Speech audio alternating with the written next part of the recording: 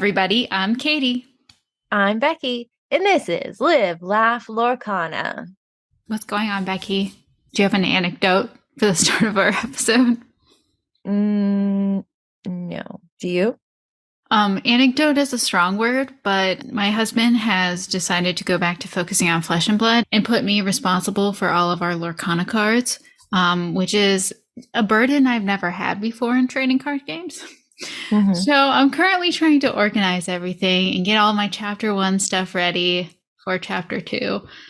So I was doing inventory yesterday. I think I'm only missing about 12 cards so that I'll have a play set of everything. So that's exciting. That's 4 of each, yes? Yes, correct. Ooh. I would offer to help you fill gaps, but I doubt I could. Yeah, we went pretty hard, I'm not going to lie. Yes, you did. That's fun. And then my husband also started something, which it's apparently my responsibility to finish, which is a foil set. So every card in the set in foil.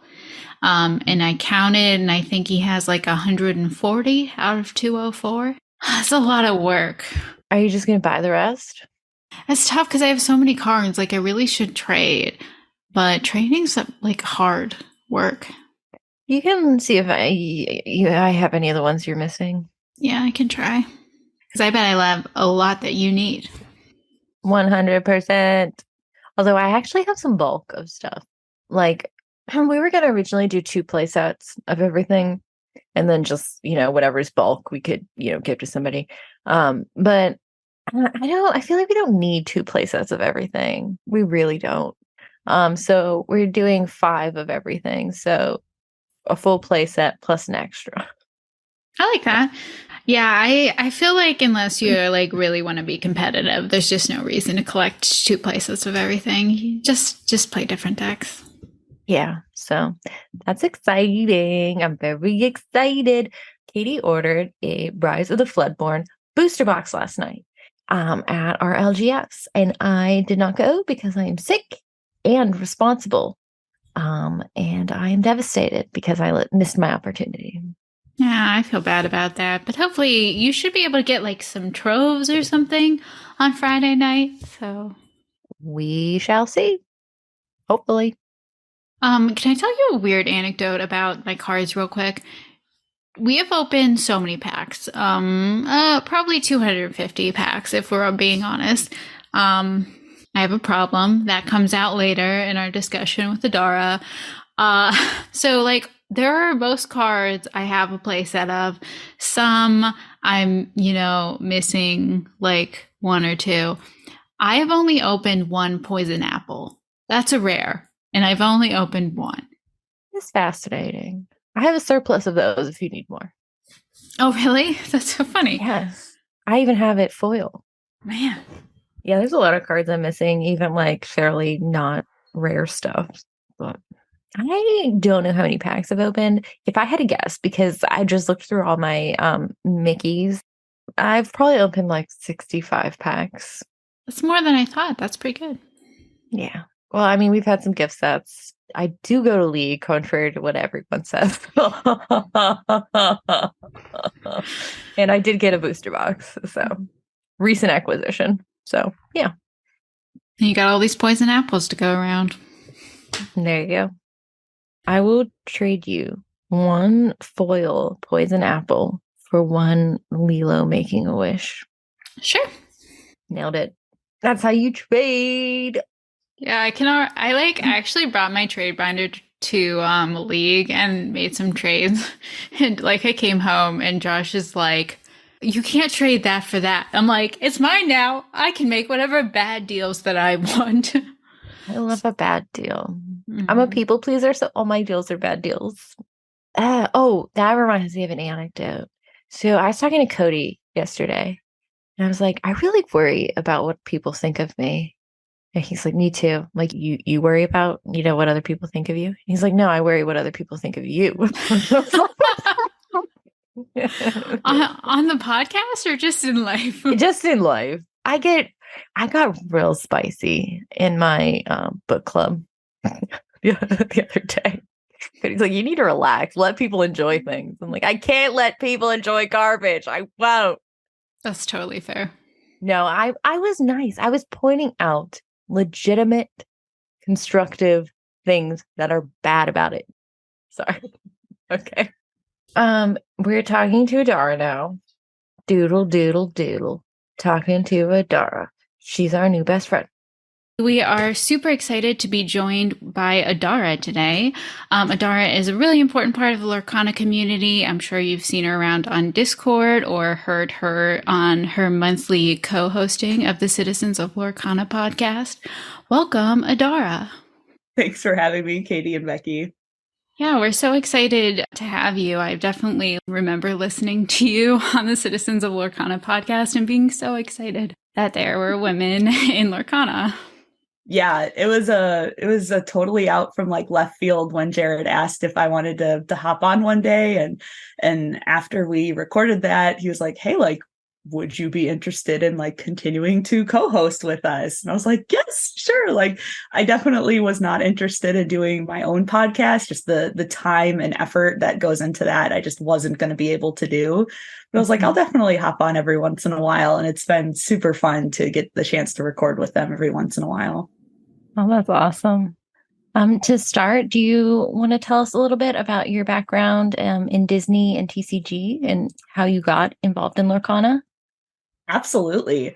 So I've been a pretty big Disney fan. Like, I wouldn't consider myself like one of the really crazy Disney fans, but my grandparents were really into Disney when I was younger. And that was actually like my first exposure to Disney was with them. Like, they took all of their grandkids to Disney when we turned 10. And so that was my very first trip was to Disney World with, and I got to be the only person with my grandparents, which was just the best thing ever. And so really kind of like faded out from like my Disney phase when I was like middle-ish, like teens, right around there.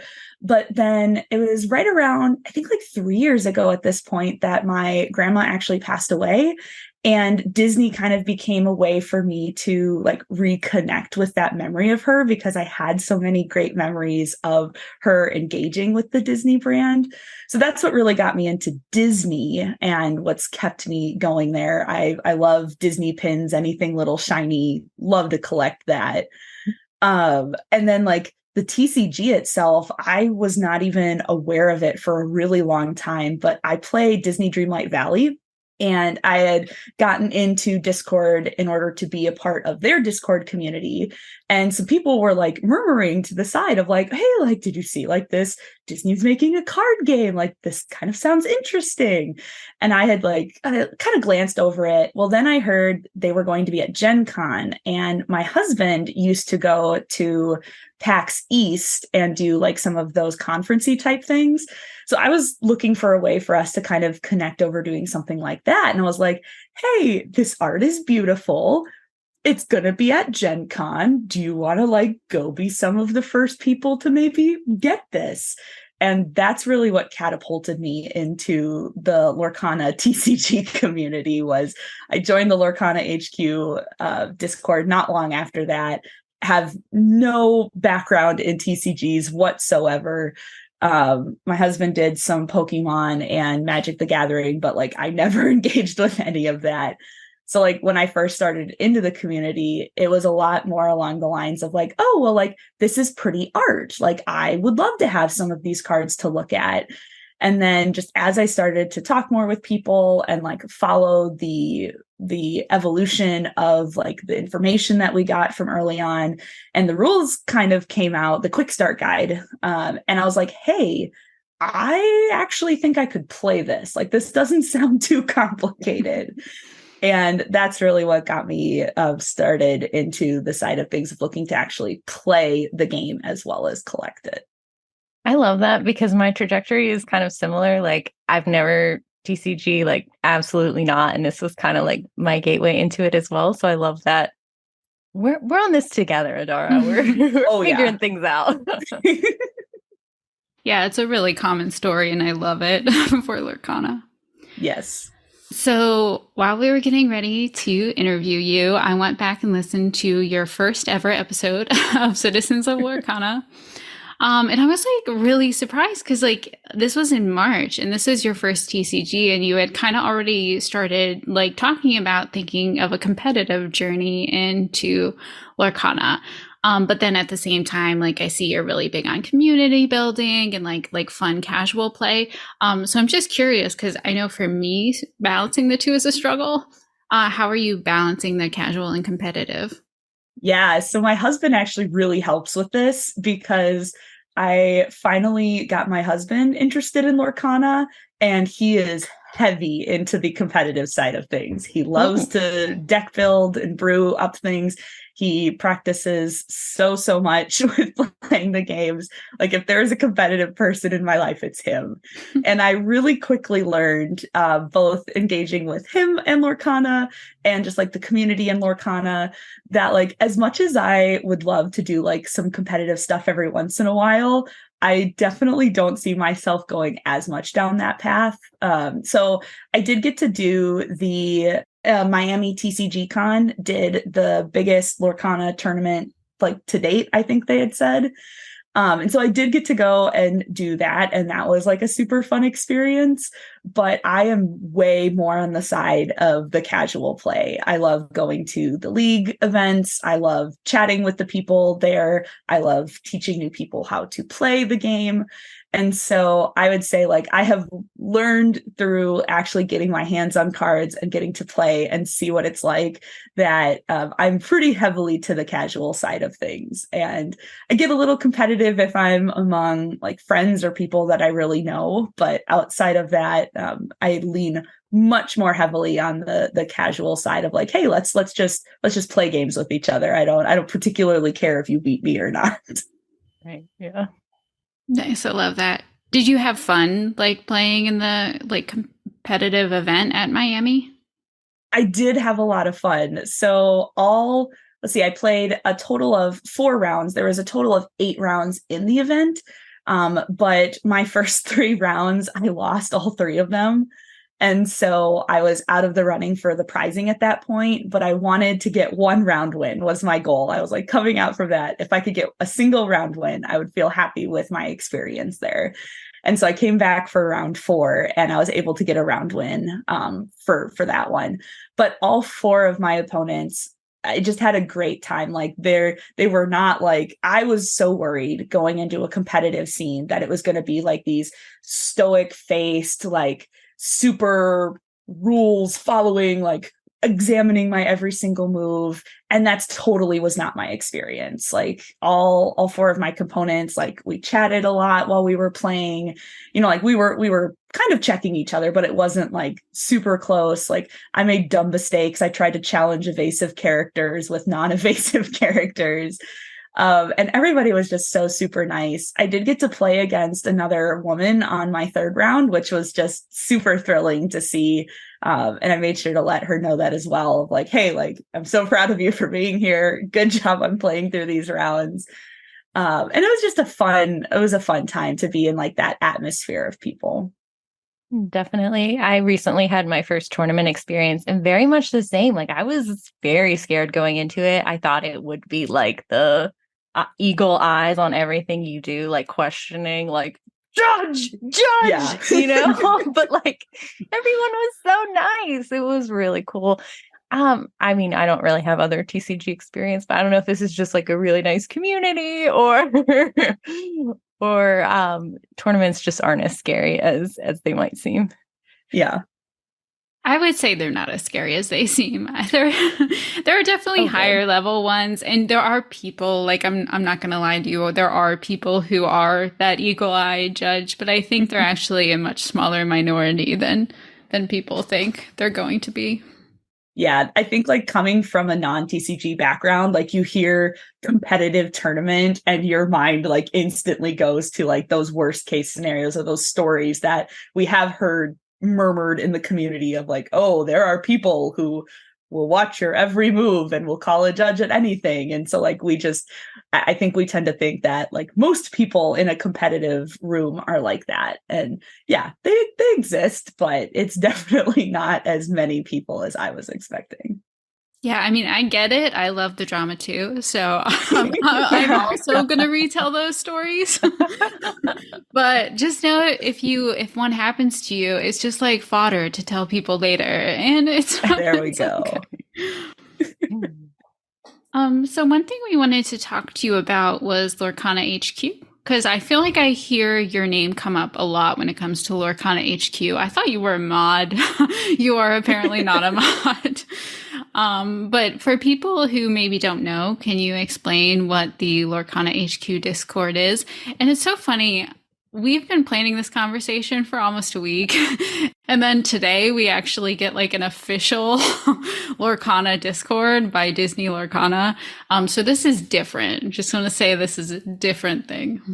Yes, the Lorcana HQ is not the same as the Lorcana official Discord, which I don't remember exactly what their title is, but Lorcana HQ was a Discord that and I know a little bit of the history, so I'm going to dive in just a bit to that. It was originally created by a store owner to kind of be like that store's go-to space for Lorcana. Like he was expecting that Lorcana was going to be big. He wanted it to be big in his store. And so he created this community with the intention of like, hey, this is going to be where my locals can kind of go to find out things about Lorcana.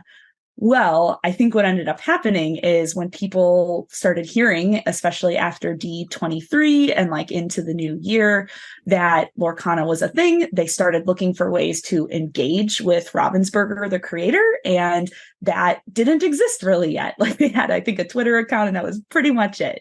So I think people started to look on like just Google like Lorcana Discord, and Lorcana HQ would pop up. So it just kind of snowballed, I think, into what I would really consider like the premier fan-made community for Lorcana. Like it was pretty much what existed for a really long time until content creation really got up and running and content creators started creating their own Discords as well, focused on Lorcana. People just kind of came to it as a source of news. So that's where Mushu from Mushu Report, or D-Summon, I think, I always think of him as Mushu though, kind of throws in everything into there. A lot of content creators got their start kind of there, pulling out information from the community. And it's just like it's the whole range of things. Like we have the competitive players who like to talk strategy and deck building in one section of the Discord. We have the people who just like to chill and know that, hey, we all share like Lorcana as this shared thing that we all get to enjoy together. But then there's, of course, there's been a lot of reveals in the specific Discord, as well as some other community Discords. And it was really a place where Lorcana, Team Lorcana, Rochelle, their worldwide community manager, got to engage with some of us before this official Discord got started today. But it is a common misconception that I am a mod, and the entire mod team, I am sure, will tell you that they all wish I was a mod, but I am not particularly thrilled with getting the stamp of actual mod on there.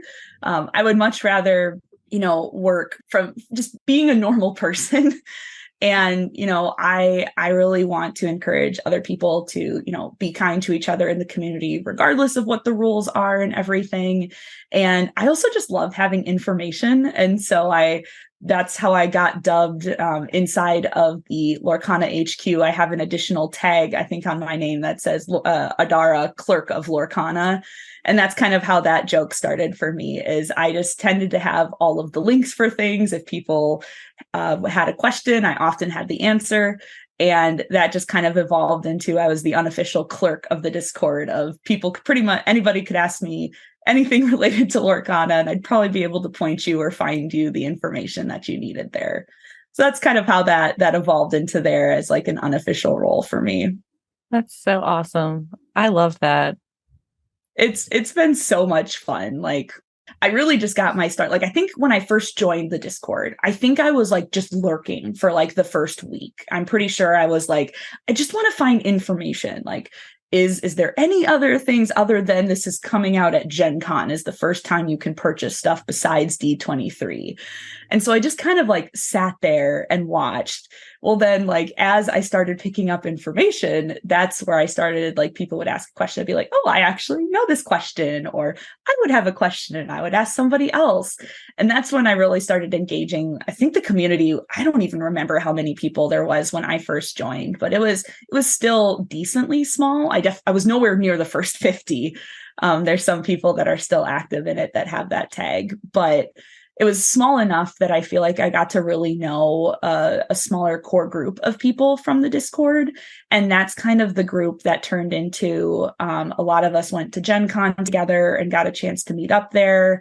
And we definitely still hang out with each other when we get the chances to. So it's been such a fun place to be. That's awesome. Do you know how many it's up to now? Last time I checked, we were just under 13,000. Wow. In the Lorcana HQ Discord. Wow, that's incredible. It's crazy. That's so cool. I'm gonna have to keep an eye on the official and see how many they get. They were up to I think like 1,000 already 3 hours after opening it. So it's growing at an interesting rate. Woof. Yeah. How has Lorcana HQ been helpful in your Lorcana journey? Yeah, so Lorcana HQ just mainly became that like main place for me to go to get information and to share it with others. So that's really where I like, for example, like card ruling questions, like a lot of those ended up coming from the Discord of like, hey, let's ask this question, let's theorize this together. And so like learning about how to think about doing the different cards, I definitely picked up from my conversations in the Discord. Just in general, though, I think it really opened me up to like that a community could be welcoming. So I tend to be, and people can never believe this, but I tend to be an introvert. I'm really good at appearing to be an extrovert, especially when I'm engaging with somebody, because I like to be engaging as a person. And so like, you know, we were coming out from COVID being a big thing, and my area was still really big on, you know, like being really super careful. And so I was a little bit hesitant to like go out and about, but like the Discord community and Lorcana HQ is really what encouraged me to kind of like check out some of my local game stores, because as much information as I could get from the Discord, I couldn't buy cards from the Discord when it started. Like if I wanted to be, you know, playing this game, I was going to need to get cards from somewhere.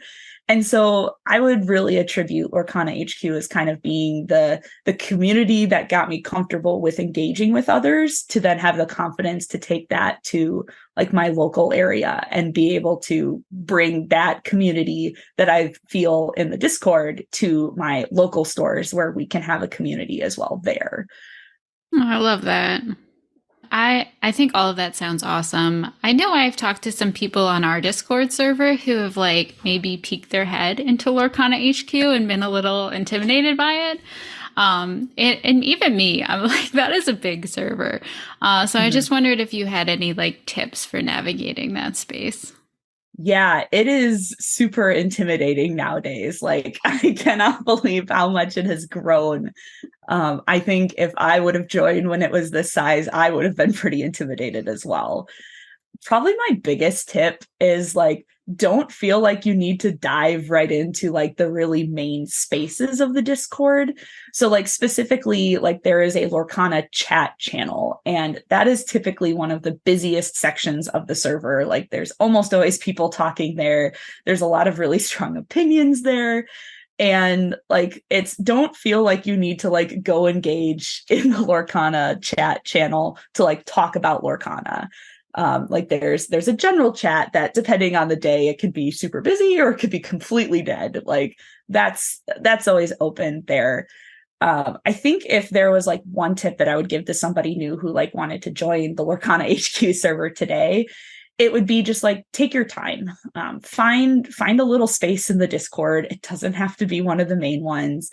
There's a lot of little threads that you can search through and find. Like it's okay to find a little corner and sit there. Like you don't have to engage. Take your time feeling comfortable if you want to engage. It's totally fine if you don't want to.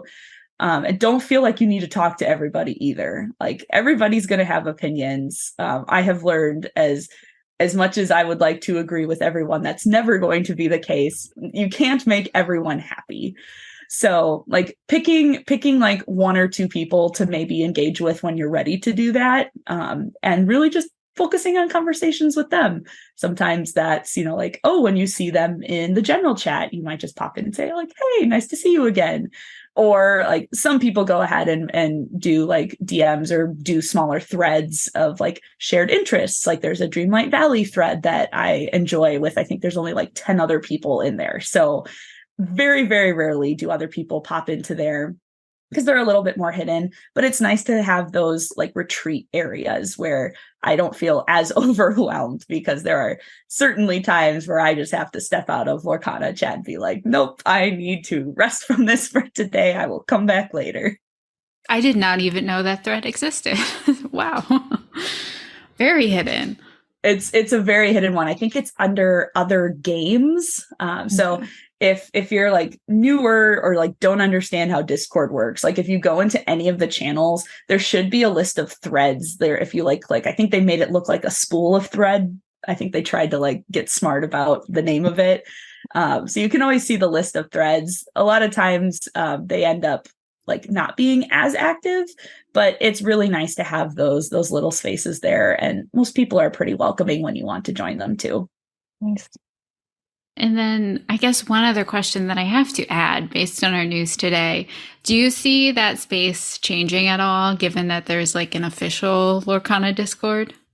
I definitely see the space changing going forward. I don't think it'll be as much from like the layout perspective or anything. I'm not sure we'll see a big drop in people. I think we did see like a couple of people leave the Lorcana HQ today, and I don't know if they moved to the other one or what, but I definitely see it maybe becoming a little bit less active in like certain aspects of it. So like I'm really hoping that Lorcana chat maybe will slow down a little bit, since we have a general chat in the official Lorcana Discord now.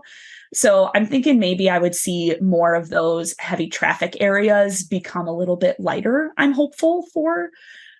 But there are some things that are in the Lorcana HQ that are never or very unlikely will be in the official. So like one great example is there's the finance channel, which I would definitely suggest to most people stay out of.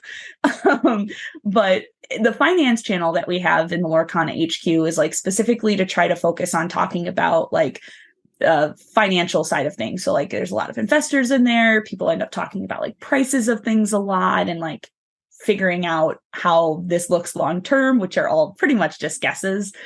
But I don't see a space dedicated to that in the official server. And I'm not sure it would be a good choice for them to have a space dedicated to that in the official server. I think that could cause some problems.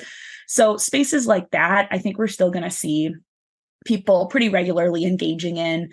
And then you're also just going to have the people that, I want to use the term like grow up, like they've grown up in the Lorcana HQ. And so that just feels more like home. So like for me, I'm not planning on engaging as much in the official Discord. I'm probably going to end up using it a lot more as like watching for announcements and that side of things, just because there's this core group of people that I pretty much know that are all in the Lorcana HQ. I'd love to point people to the official server. I'm going to be in there if I ever want to peek in and like kind of see what's going on in the conversations.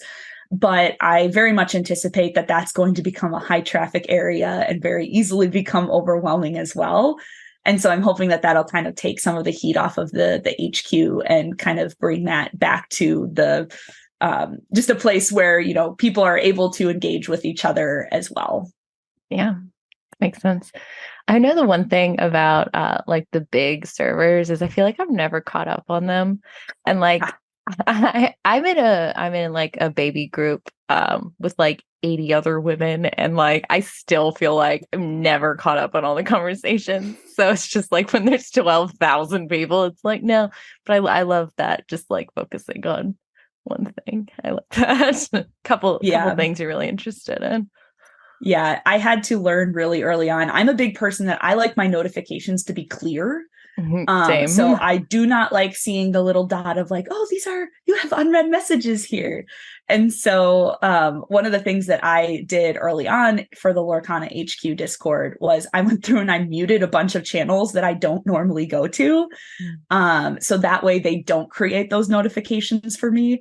And then in the places that I do more regularly read, I just had to learn to be, I can't keep up with them all. Like I can't go back and read the thousands of messages that happen when I'm gone for my work shift. Like it's not going to happen. I learned to utilize the search function a lot of if there was something particular I was looking for, a lot of times I could find it just via searching.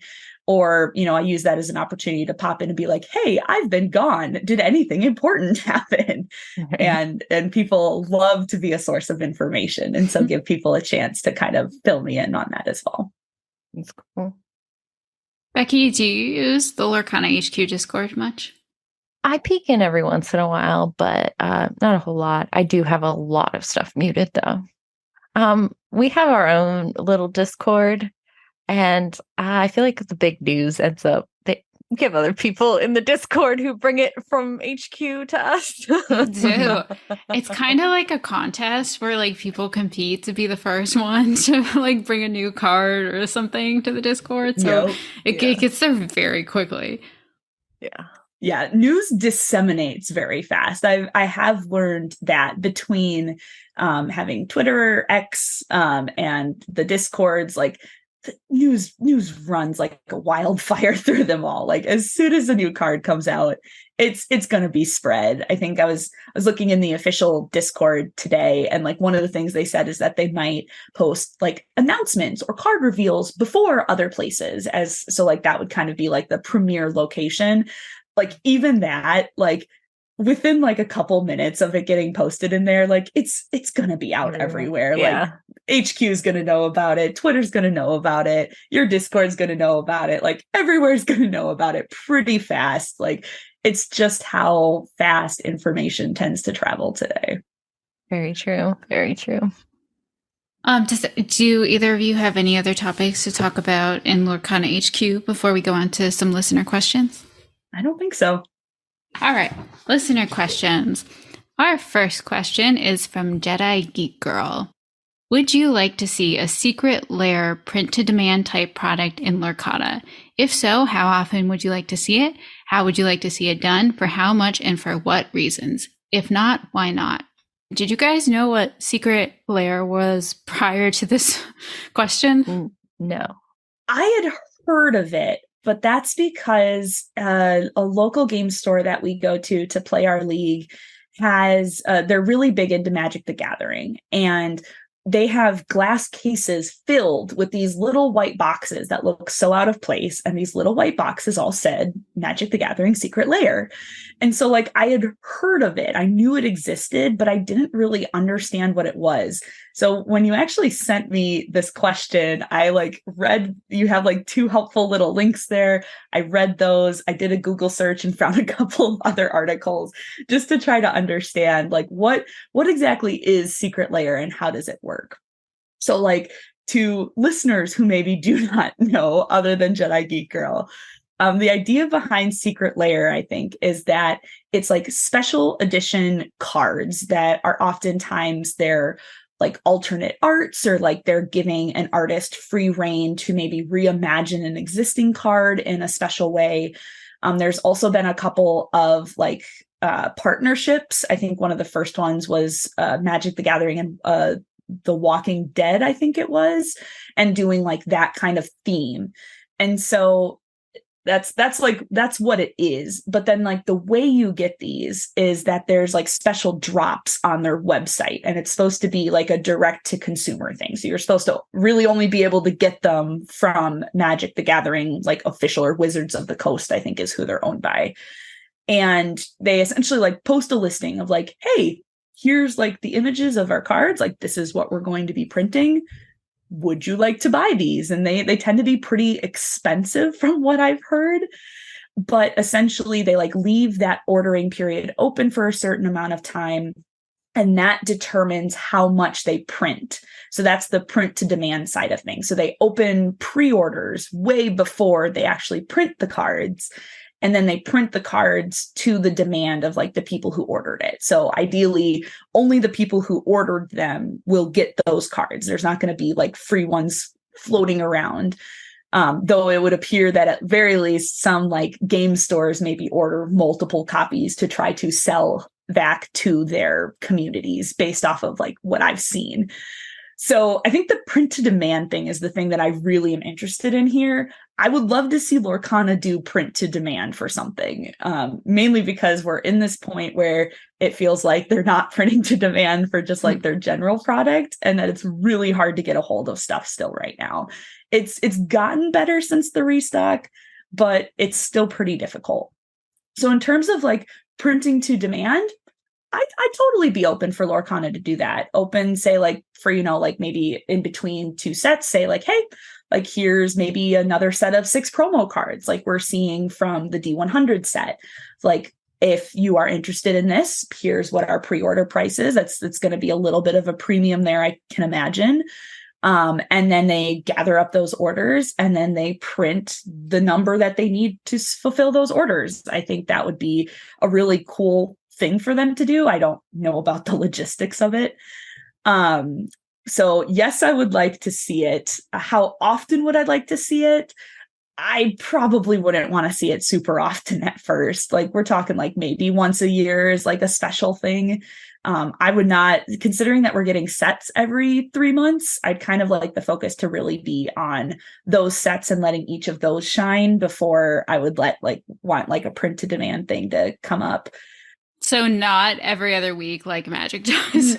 No, not every other week. Like I popped onto like Magic's website and they're like currently having like their spooky themed one. And I'm like, I don't even understand what's going on here. I feel like every time I get ads on Twitter about Magic the Gathering, it's a completely different set that I thought that it's crazy. Not every other week. Certainly not. I wouldn't want to see like a terribly huge markup on it from like regular stuff. So I'm really bad with like estimating how much I would want to see them charge. I think it really depends on like how special are the cards. So like, is this like you told an artist like, here you go, here's 5 characters, you get free reign on what the cards are? Or is this more of like a repackaging of stuff that's kind of similar to what already exists? Like, is there special foiling on it? Because, you know, everybody loves the special foiling that happens. I think all of that would kind of determine what I would want to see in terms of a price there. And let's see, I think the last part was for what reasons? I would think, you know, maybe a good example of this would be for holiday cards. I've heard a lot of people mention that it would be really cool to get like holiday themed cards, whether that be like characters in Halloween costumes for Halloween, or characters like dressed up for Christmas, or like Nightmare Before Christmas.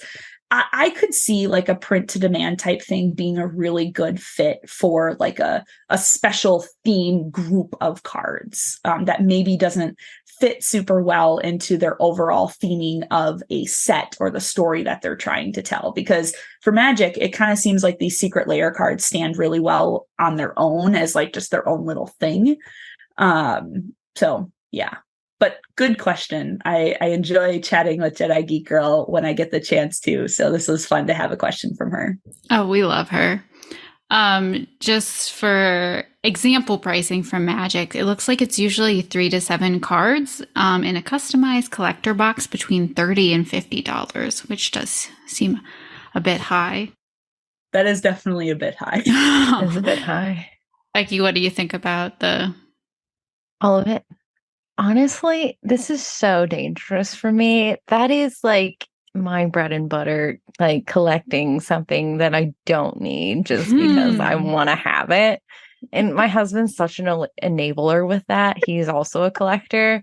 So like we're dangerous. Like with the D100 coming out, I am drooling over that so hard. Like I need 2 of those, like at least.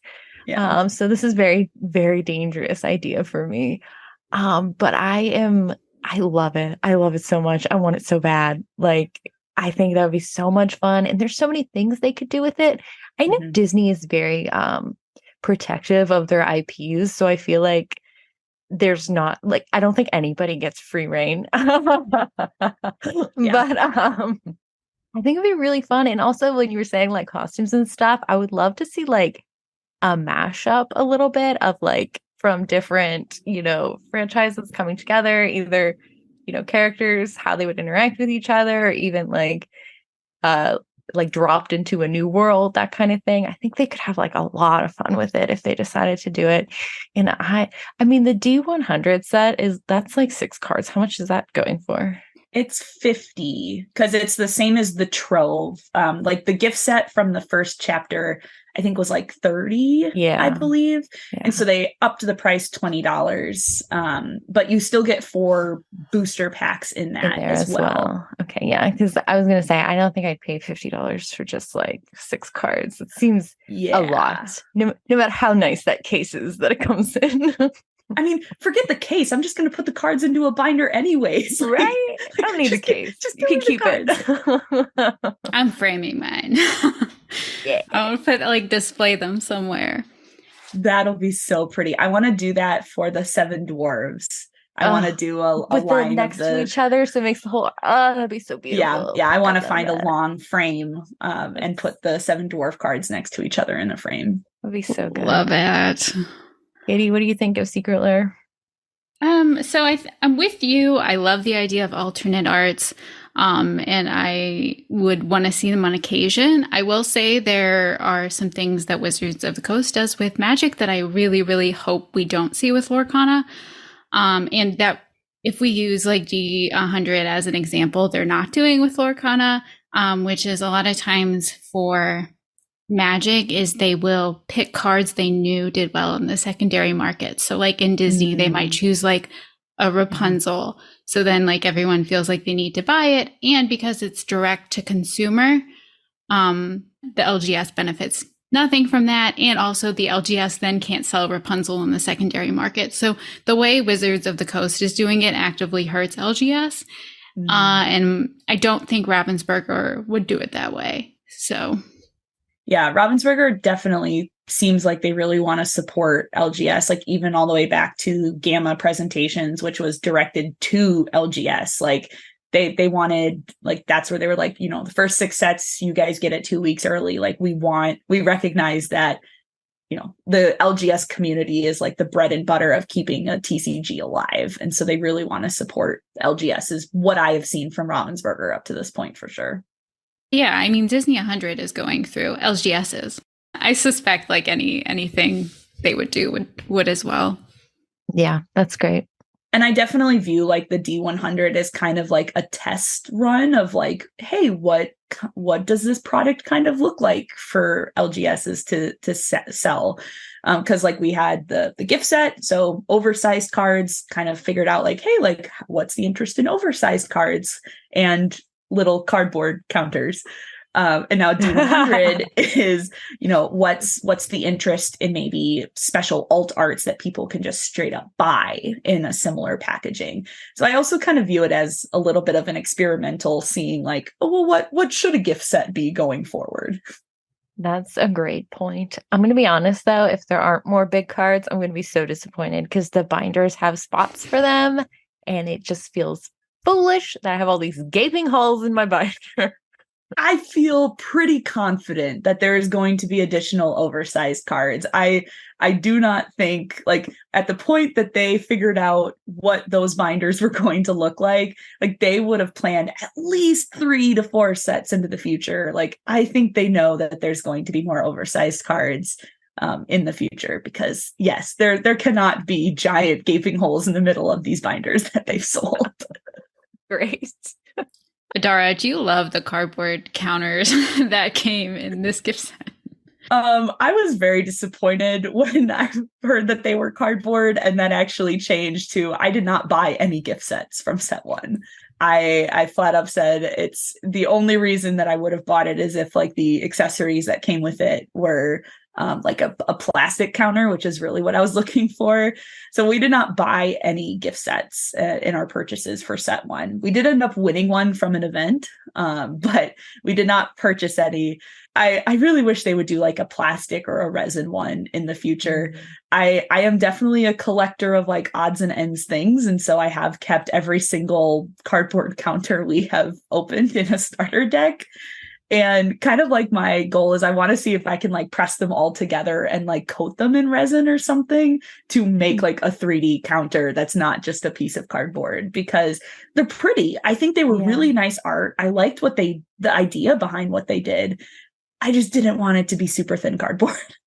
Totally legit. We actually got a surplus of gift sets. This household has opened like 4 because it's like all we could get. So I was gonna offer you. I'm like, Adara, you need big cards. I got you, girl. I will send you some big cards. I was also gonna make that offer. In the one that we ended up winning, I got to keep the big oversized cards from I'm that. so glad. It was very funny though, because I did end up having to trade for the Hades foil that was in it, because I was like, I want to collect all of the foils from the first set. And I waited and waited, and we pulled so many foil Mulans. And I was like, I don't want to cave and buy a gift set just to get the foil Hades. So I ended up trading with a friend for it. But again, it was like, there's kind of a surplus of him out there because there were a lot of gift sets opened.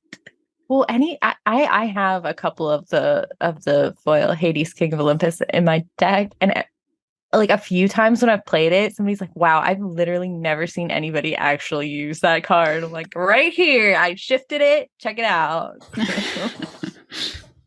Yes. All right, next question. All right, this one is from Jake from 40 Born, which is a podcast actually about limited Lorcana. I do listen to it and it is good. Have you all had an opportunity to play in any limited formats? If so, what was your experience like? If not, is this something that would interest you? I think of limited formats as the most accessible way to play a new TCG, as it is typically more affordable and less pay to win, but it can be incredibly intimidating to try out draft or sealed when you're new to TCGs. Yeah, so limited was one of the words that I had to learn being brand new to TCGs, and people would talk about like limited and constructed. And I'd be like, what in the world are you talking about? Can you please use English terms? So I'm going to say something that I'm pretty sure is considered a limited format, but people are welcome to correct me on this. I think the only format I have done that is considered limited was when I did the Gen Con starter deck event. So that was, you got a sealed Gen Con starter deck with the single booster pack in it. You got to open that up and you got to modify your deck with the single booster pack. And there was no restrictions on color for that. You could include all of the cards from your booster if you really wanted to. So my experience with that was definitely fun. I liked that it felt like I was on a much more even playing field with everybody because everybody had a starter deck kind of thing. And you were really left up to how well can you play a starter deck and what cards did you happen to get lucky with in your booster pack. So I did not do super well in that event, but I was super nervous, but had a lot of fun. I actually played against, my first match was against somebody else from the Lorcana HQ. So that was a fun way to be out of the running right away, was playing against him. It was Raijinku Mark. I think he's local to us. Oh, really? Yeah. No, so played against him at Gen Con, was a great first opponent. But it's definitely like I would do another starter deck tournament. However, like formats like draft or sealed, like where you get like just a number of packs. So sealed, I think, is technically like you get a set number of packs and you open those and you build a deck from those packs. So you get your packs. And then draft is similar, but instead of you get all of your packs, you're passing around packs. So you open a pack, you take a card, you pass it around, and then you get the other person's pack -1, and like you keep taking one. Both of those kind of make me nervous just because I get into like decision paralysis really easily of like, there's just so many ways I feel like you can go. Like you have a huge pool of cards You don't have color limitations, and so you can literally play whatever you want. And I'm just not super confident in like my ability to build a deck from something like that. I think I'd be willing to like give it a try in a more casual setting and with product that's close to MSRP, since it can be kind of pricey to get a lot of packs in order to do that right now. But yeah, that's just kind of been my experience with limited. Becky, didn't you just do like a sealed or something like that? No, Okay. the only sealed I've done, well, I did a starter deck tournament and I'm doing another one Friday, but Okay. we got, again, with our fabulous gift sets. So we each got 4 booster packs and we just like played them. I mean, we didn't like form a deck. We just used everything that was in there, Yeah. and which of course is not, the proper amount or anything, but it was just fun. I really enjoyed that. I would enjoy doing something like that. Draft. No, ma'am. Like, I am not a good fast decision maker. I don't think on my feet well. Like, and when you're getting them, you have to like come up with a strategy. And like, I think of my inks so like, they each have their own kind of thing. And so I don't Yeah. know how to combine them more than 2. Like, I really don't. Like, I have no idea how I would do that. But I try it. I'd be really scared though. Oh, you're going to try it. I don't think I'll do well at it though. Like, absolutely not. But So I love limited formats. I think they're so fun. Like if you told me that I could only play limited formats forever and never get to play constructed again, I'd be like, that's fine. So like limited for Lorcana. So like the sealed is you get 6 packs and you make a 40 plus card deck with it. No ink restriction. Draft is 4 packs. So you end up drafting 48 cards and you need 40 plus. Again, no ink restriction. So I've played sealed in an LGS one time and that was really, really fun. I think it was a 4-round tournament. And it's just like a great time. Very interesting games. It's fun to build the deck on the fly. It's just really fun. But like, I love sealed so much that anytime we have product in this house, we play sealed with it. So like, if we have 12 packs in this house, my husband's getting 6, I'm getting 6, and we're playing sealed. If we open a trove, which is 8 packs, we're each taking 4 and we're playing sealed. It's not as good with the 4 packs as it is with 6, but it's playable. I love that. That's so cool.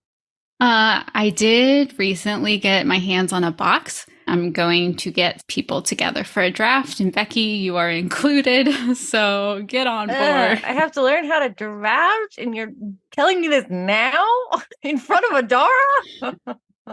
Hey, you know who's really helpful when it comes to learning how to do draft? Knive from Knives Nerd Corner. So if you need a quick crash course on how to do drafting, go watch one of his videos.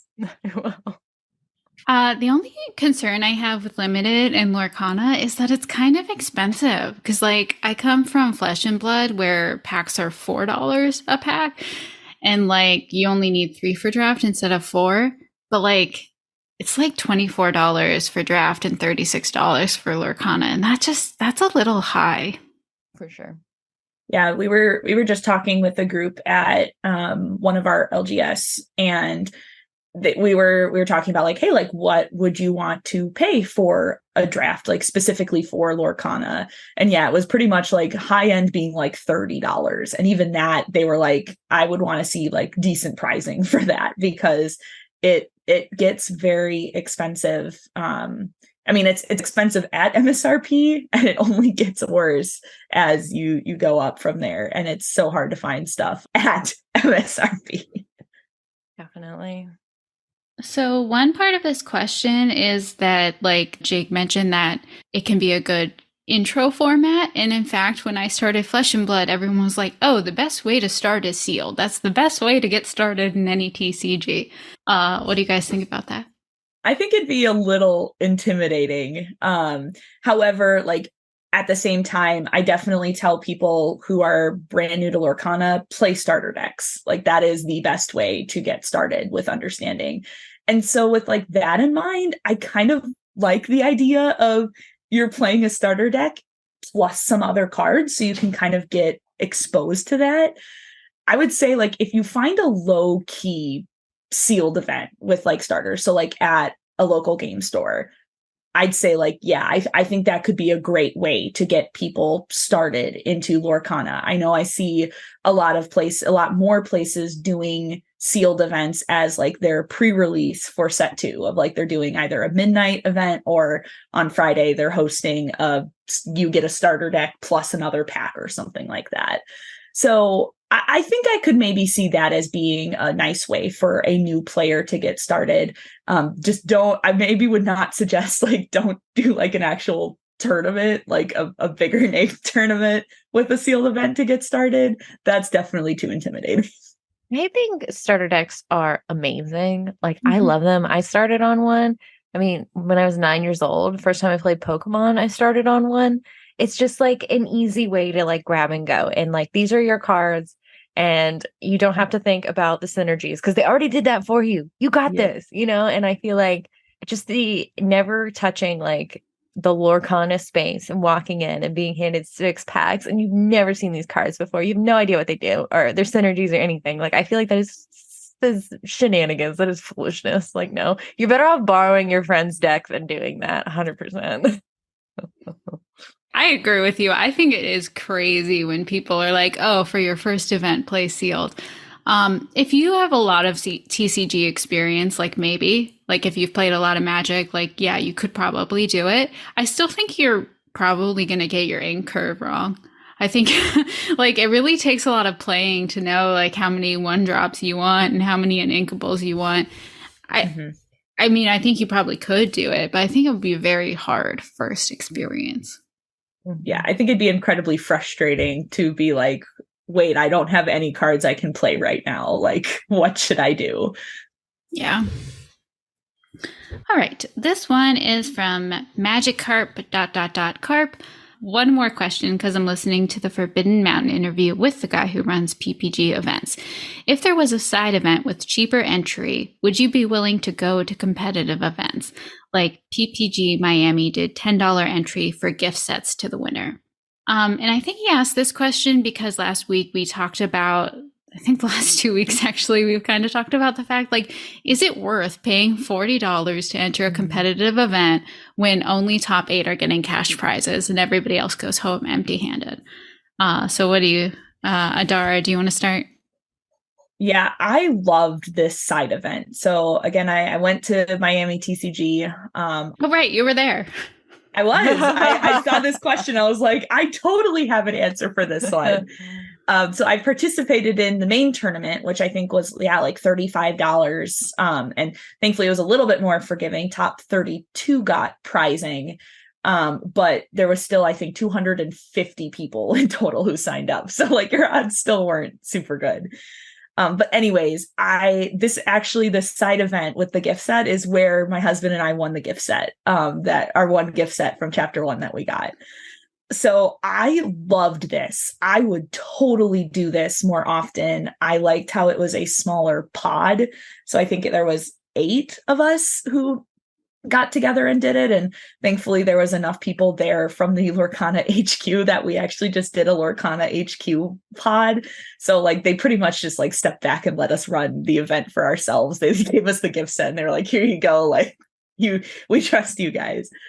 So I would totally do more of those like little side events for cheaper. I think it was really fun, even though only the top person got something. I mean, you're one out of 8. Like it felt so much better than having to come up with a constructed deck, which constructed decks, and little jump ahead to our next question, but like constructed decks are pretty expensive right now. Like they've gotten better, but they're still really expensive.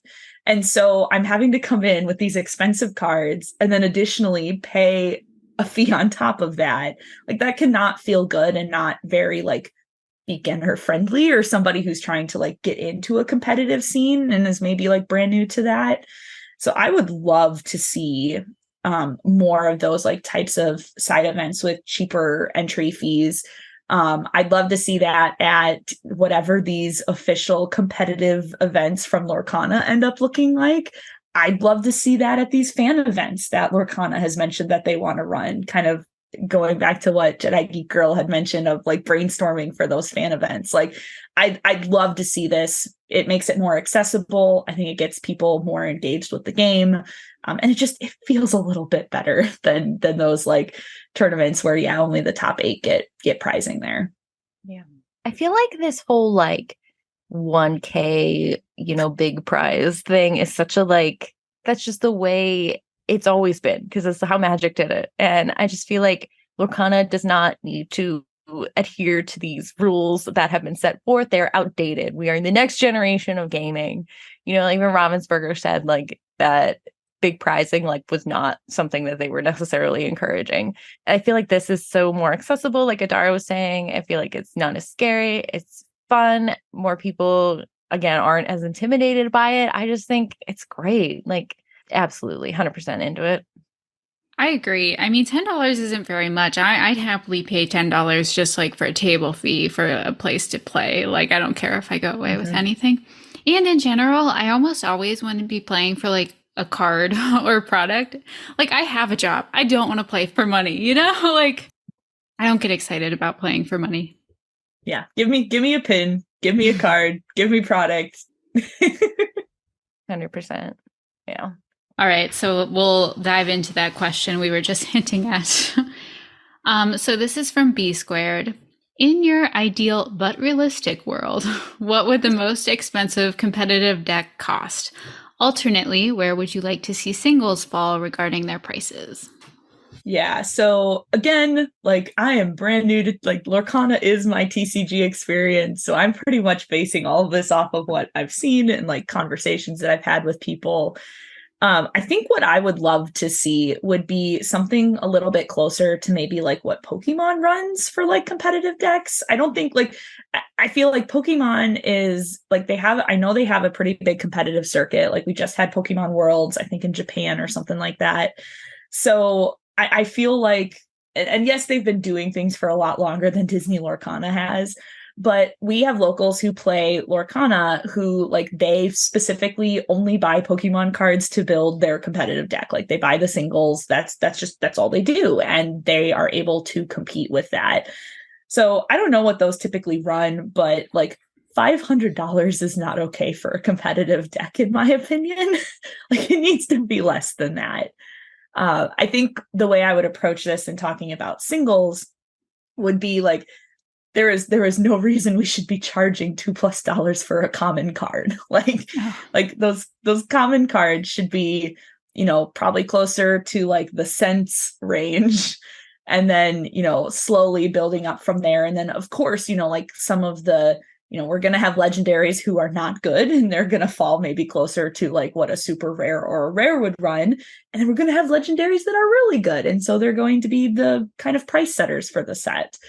But like Rapunzel at like $60 a card where most decks were running 4 of her, like that's crazy. I just opened a couple of Pokemon packs and some of the like playable cards, like the playable cards don't get anywhere close to that much. Like even the really good playable cards, like the cards that are up to that are like the chase cards from the Pokemon sets that have very little to do about their playability. So I'd love to see things get a little bit cheaper. Like I think overall we're in a much better spot with set 1. It's a lot of the commons have dropped back down, like a lot of the uncommons are down there again. We're seeing dropping prices on maybe some of the more popular cards, I think, to get closer to reasonable. But yeah, that's kind of what I would say there. While you were talking, Adara, I happened to peek on the Pokemon Reddit to see how much. And 6 months ago, like the decks were running, like the competitive decks were like between $60 and $100. Yeah, so I mean, maybe like a little bit more. Like I think it'd be really nice. I don't know how realistic that is to expect like less than $100 for a competitive deck in Lorcana, considering what the price history has been. Yeah. But like let's say maybe like somewhere between like 100 and like, I don't want it to go over 300. I feel like if we're going over 300, we're approaching that like that's a lot of money to run for a competitive deck, especially if like at that point, you're really only going to see people competing who are like super serious about it, because you're not just going to throw together a competitive deck and go to a single event for $300. Yeah, absolutely.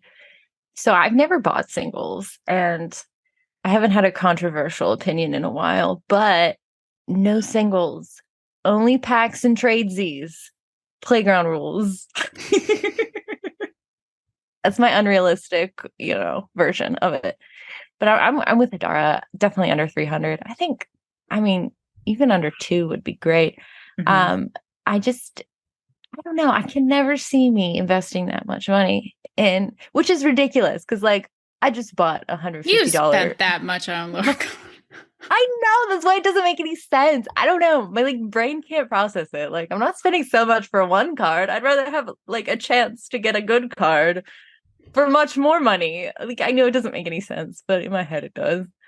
Yeah. Spending $150+ to get a booster box where you're going to get over, I don't remember, like I know you get 24 packs. So 24 packs, there's 12 cards in a pack. Like that feels way better than spending $150 on singles to get a single deck. Like I totally agree with you on that.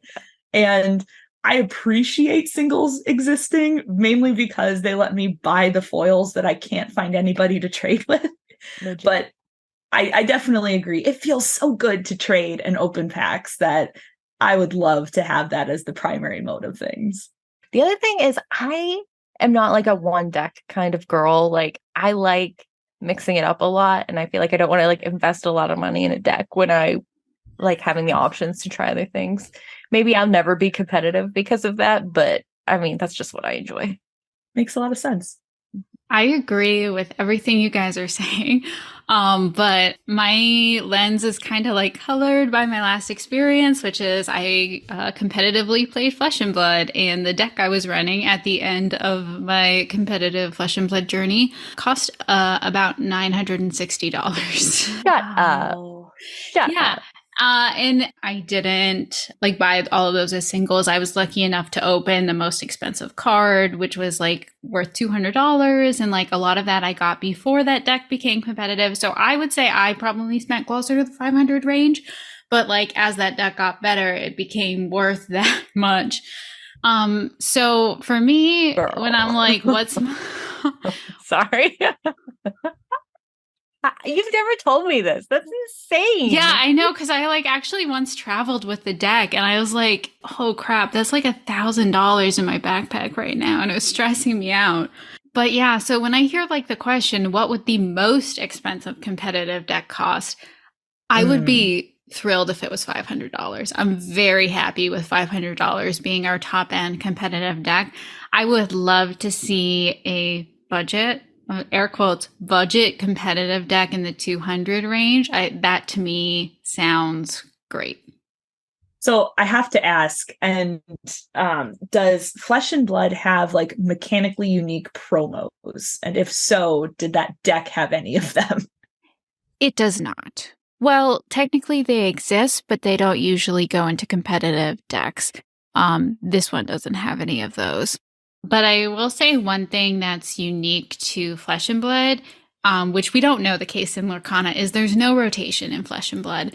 So those cards will always be legal and therefore shouldn't lose their value, which I don't know if it's something we have to worry about in this game yet or not. You still have that deck? Did you sell it? Oh, I sold it.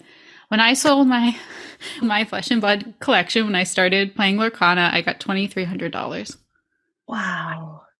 And it's all going into Lorcana. Yeah, it is. So basically, girl math, even though I hate that term, Lorcana is free, has been free up to this point. That's really nice. So funny. Okay, cool. All right, well, I don't know anything about anything, apparently. But like, and that's what, like, some people are being like, you shouldn't have to like spend $200 to play a game. 100% agree. You don't have to.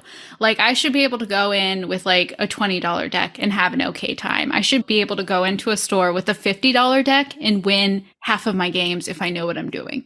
But like, if you want to be able to go in and win a 1K, I think it's reasonable to have to spend $200. I'd agree with that. $950 though? No. That is insane. This is I'm insanity. crazy. I know that. Wow. And I would like to see like our most expensive legendary, like a Rapunzel, maybe like 15 to 20. I don't know what you guys think top price for a legendary. When you put it like that, that's so much more reasonable. Like I think better in terms of singles than full decks. Like I'd be okay if Rapunzel was $15 to $20 being our top end. For sure. I'm sorry. I can't get over it. I'm sorry. My brain is just like. I can't believe I never told you this before, to be honest. Was Josh running a stupid deck like that too? You know what's so stupid? We were running the same deck because it was one of the best decks in the format. So there were 2 copies of that deck in this house. Wow. Okay. Sorry. Where were we? That's actually the end of our listener questions. Fabulous. We did so good. Oh, actually, I'll just make a note. We did have a question from Shiny Horus about ink identities in Rise of the Floodborn, but I was going to give us a little more time to ruminate on Rise of the Floodborn cards. Legit. My only thought about Rise of the Floodborn so far is that I know what my fun deck is going to be. I've been looking for a deck to build just to have fun because like I don't normally build like super competitive decks. And I realized that with Rise of the Floodborn, we have enough princesses that you can run a princess only deck, like nothing except princesses. So I have built out an Amber Sapphire princess deck that's going to only be princesses, and I'm going to sleeve it up in my special Elsa sleeves from the first chapter and put outer sleeves on it so I can actually shuffle them. And I am so looking forward to being able to play a just princess deck just to have fun with it. That's awesome. I love that. I run an Amber Sapphire mid-range that has a lot of princess energy, but it is not enough princesses. Yeah, I was looking through the list. I'm like, oh man, we're going to throw in that princess. Like I had to cut princesses. Like I don't have every single princess from Amber and Sapphire. Like that'd be too much. But I'm so looking forward to it and really hoping to be able to open them. We'll only need 1 legendary from the Rise of the Floodborn, and we need 4 copies of Snow White. That's the only additional legendary we'll need additional copies of. Nice. That's awesome. How fun. Yes. You might have to share that list with us. Yeah, I was going to say. The people need to know. I could definitely do that. Like I haven't like tested any games with it. Like I literally just put it together this morning when I realized that I could do all princesses if I wanted to. That's awesome. Mm-hmm. Okay, Adara, please let everyone know where they can find you, and please plug absolutely anything you have to plug. For sure. So probably the biggest thing to plug to start with is I do have a YouTube channel now. It's like super low key. It's called Adara's Lounge, and it's not just Lorcana, though I'm definitely going to be opening Lorcana stuff on it. But I'm currently working through a playthrough of Disney Dreamlight Valley from the beginning. So I'm working through on replaying that in celebration of the game going worldwide on December 5th. So you can definitely find me at Adara's Lounge on Twitter or X. I am at Ochem102. I think I changed like my name so it shows as Adara, but the handle is left over from when I thought I was going to be making chemistry instructional videos when I was younger.